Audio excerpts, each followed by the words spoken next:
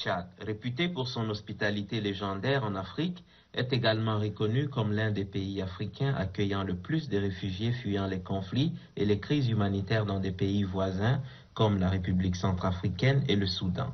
Le gouvernement tchadien, tout en faisant face à ses propres défis socio-économiques, s'efforce de fournir un soutien aux personnes déplacées. En prélude à l'ouverture du forum Crans-Montana, où les défis communs de l'heure, notamment l'insécurité et les crises humanitaires, seront évoqués, le Premier ministre Alamai Halina a reçu en audience ce jeudi 14 novembre 2024 le haut-commissaire des Nations Unies aux réfugiés, M. Filippo Grandi. Le Premier ministre Alamai Halina a abordé avec son hôte les défis auxquels le Tchad fait face en tant que pays d'accueil pour un grand nombre de réfugiés, tout en réaffirmant l'engagement du Tchad à ne pas refouler les réfugiés en quête de protection.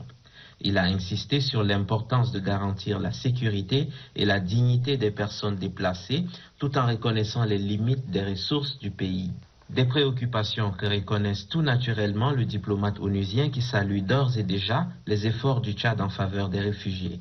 Il a exprimé la volonté du HCR à renforcer sa coopération pour mieux répondre aux besoins des réfugiés. Philippe Grandi a aussi évoqué les initiatives prioritaires de son institution visant à améliorer les conditions de vie dans les camps des réfugiés tout en soutenant les communautés hôtes. Le HCR va être en première ligne, non seulement dans la réponse humanitaire aux besoins des réfugiés et des communautés tchadiennes qui les hébergent, qui sont aussi importants, mais va aussi aider, travailler main dans la main avec le gouvernement pour mobiliser des ressources à plus long terme, pour qu'elles puissent être investies dans le système d'éducation, de santé, dans l'agriculture, dans la sécurité alimentaire, dans la recherche de sources soutenables d'énergie.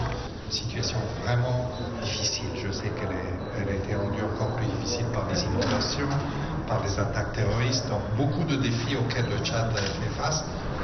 Cet engagement renouvelé du Tchad à accueillir ceux qui fuient les violences malgré ses ressources limitées est un message fort d'humanisme au sein d'une région marquée par l'instabilité et les conflits.